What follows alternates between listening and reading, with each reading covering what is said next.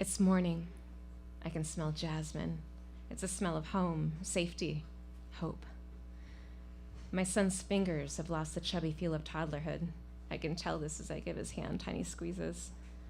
Just 4 months prior, as I said my long goodbye at the airport, I'd felt more cushion. Now I only feel the small, bony knuckles pressed together by my hand. Can we keep it? I looked down into his persuasive 8-year-old eyes. Oh, I thought, this is an opportunity to see him smile. Yes, I said. I just agreed to caring for the baby bird we found hiding in the bushes outside my temporary home. A small, fuzzy brown creature chirping for help, hard to ignore.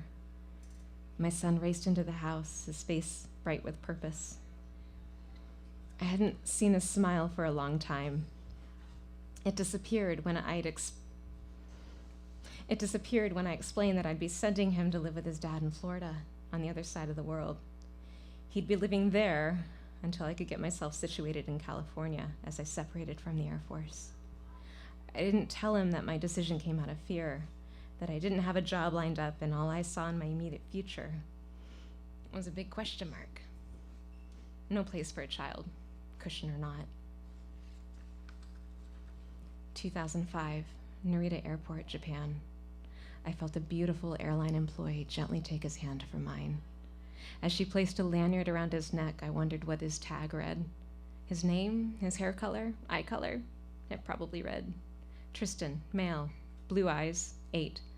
Destination, abandonment. I strained to keep watch as he disappeared. When his last lock of hair faded away, I felt my role change. No longer single mom. I was something else. I shook off the stabbing pain and reminded myself that I'd fly him out to San Diego to enjoy the coming summer with me before he'd start school in Florida. He'd be safe at his dad's while I restarted my life. After I got a job and stabilized, he'd come back to me and we'd never part like this again.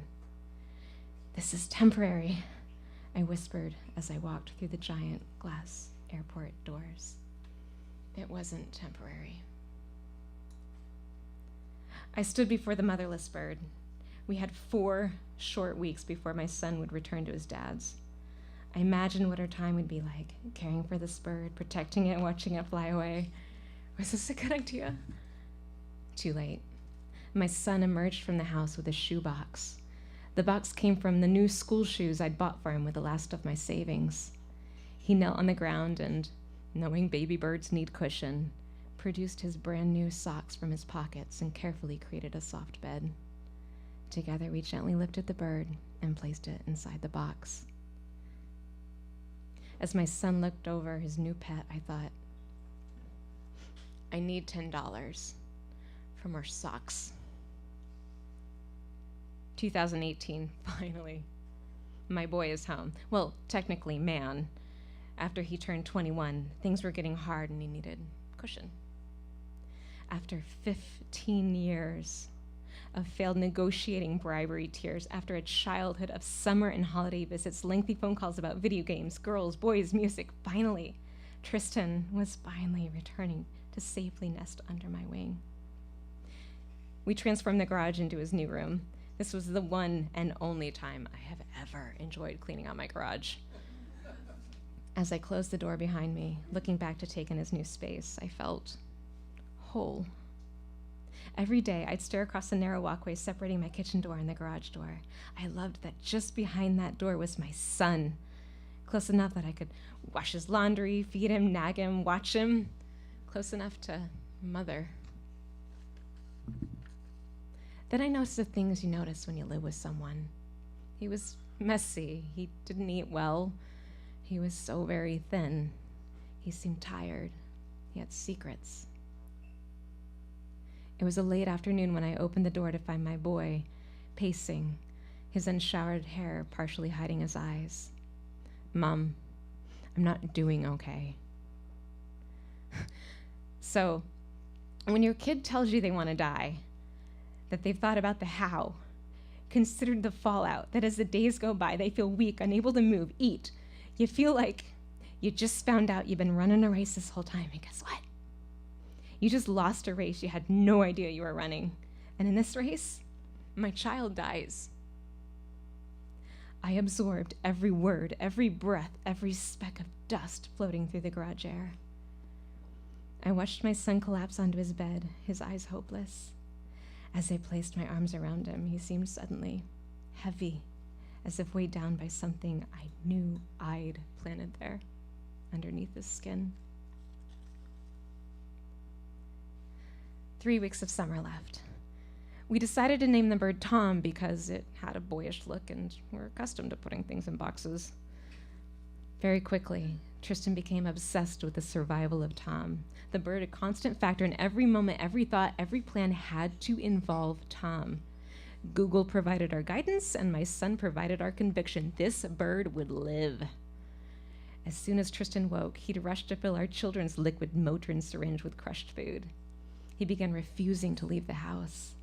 He insisted Tom needed us. No beach, no library, no parks with swing sets.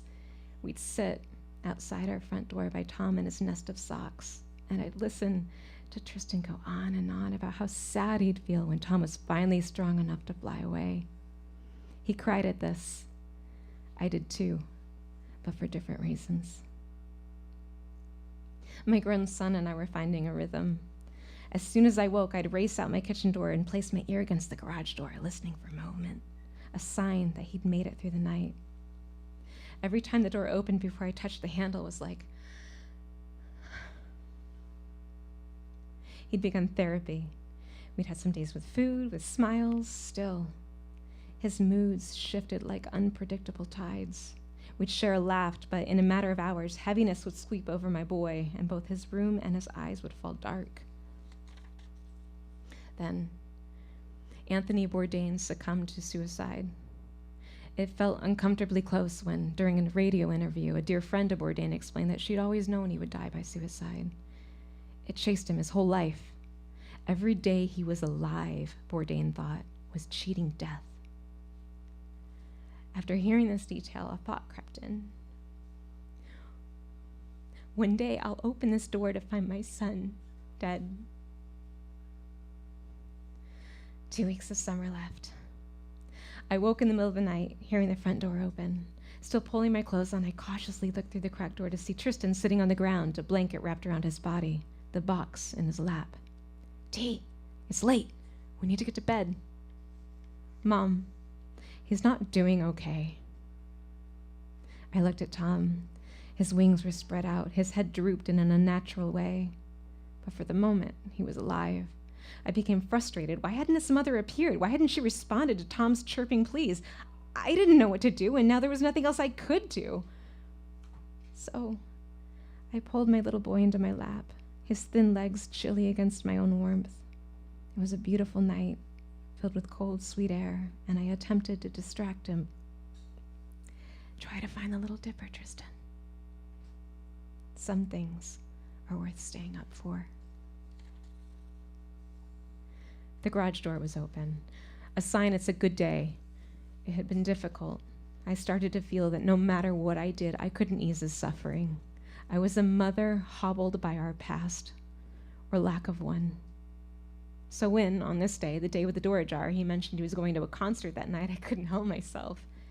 Would it be weird if, your mom came with you? Not at all, Mom. Oh, I thought, this is an opportunity.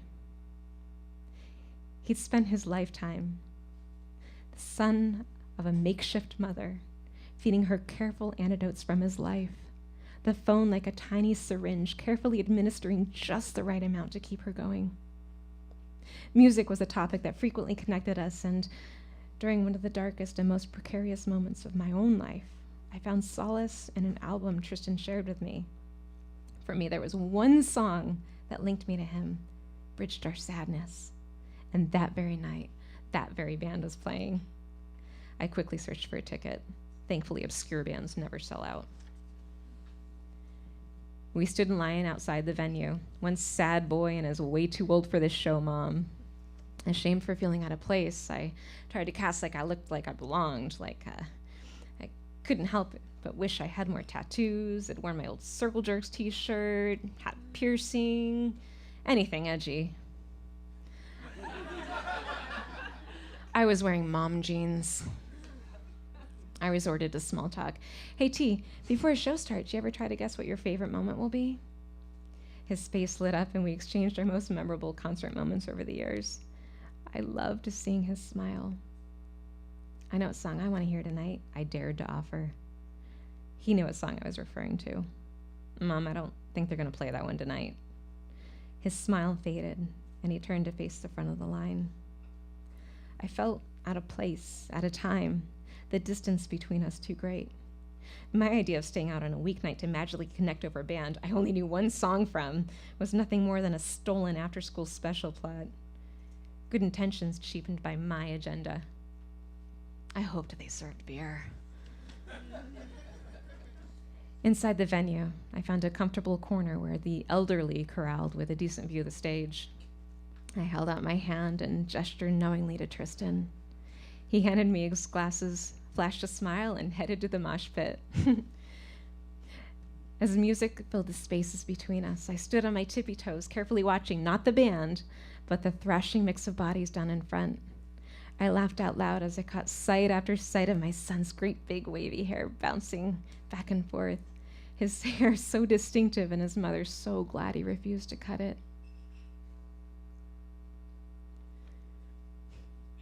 1 week of summer left.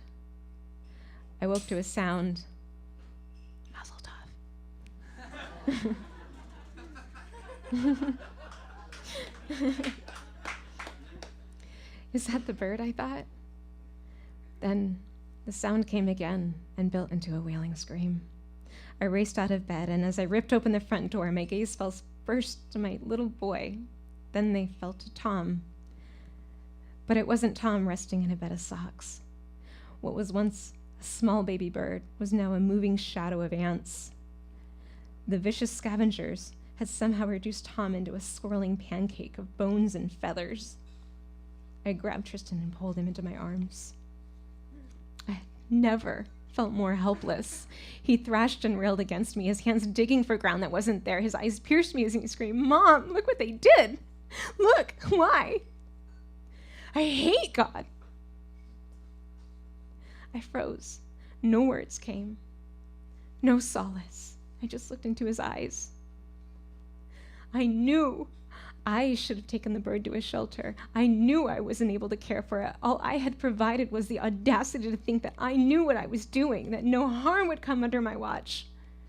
I had nothing to offer, just my arms, weak, cushionless arms that held my small, broken-hearted baby boy. And $10 for more brand new socks. Music continued to bounce around me as I watched Tristan disappear, then reappear in the churning mass pulsing with the drum beats and lights. The others looked like a million tiny ants swarming around my son. I marveled at how alive he looked in that most violent, chaotic space. In that moment, he would rise up and descend. In that pit, he lived. I remembered him as a kid, as a toddler, as a baby. Back when all the love and opportunities I would give him hadn't yet been written. Back when he was nested safely inside my belly. Before I failed him. Before regret. Before. Then, the stage became quiet. It was the moment I'd hoped for. I found a small red boy inside my tummy, with $3 and change and a Milky Way light. Suddenly, Tristan appeared by my side, covered in sweat. I handed him his glasses, and we stood side by side, swaying and mouthing the words together. My hatred turned to pity, my resentment blossomed flowers, my bitter tasted candy, my misery was power, the truth in me grew brighter, my nature and my nurture. I wanted to hold his hand, give it tiny squeezes. Instead, I felt the reverberation that bounced off me and knew it also bounced off him. My tears surfaced and streamed, along with snot, down my face.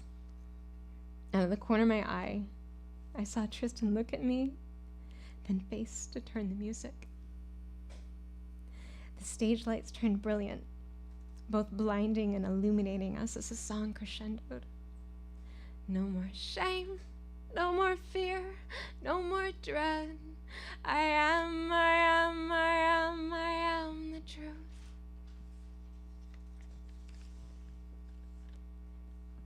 We found a beautiful spot behind the house next to a canyon for Tom's grave. Tristan stood beside me as we buried Tom inside the shoebox, along with all the socks he never wore. In just a few short days, he'd return to his dad's and begin his new school year, his new life, without me. In the coming years, there would be a lot of screaming at God, a lot of moments I would miss, and some I was lucky to catch. For now, I keep pressing my head against his door, still on the outside, wanting to both go in and for him to come out at the same time. The night of the show, Tristan got a new concert t-shirt, and I got a new favorite concert moment. We quietly walked the streets of North Park back to the car, jasmine scenting the late night air. I would be tired tomorrow. We both would. I looked up and squinted, and there, washed out by city lights, I swore I could see Little Dipper. Some things are worth waiting up for. Give it up for Shairi Engle, everybody.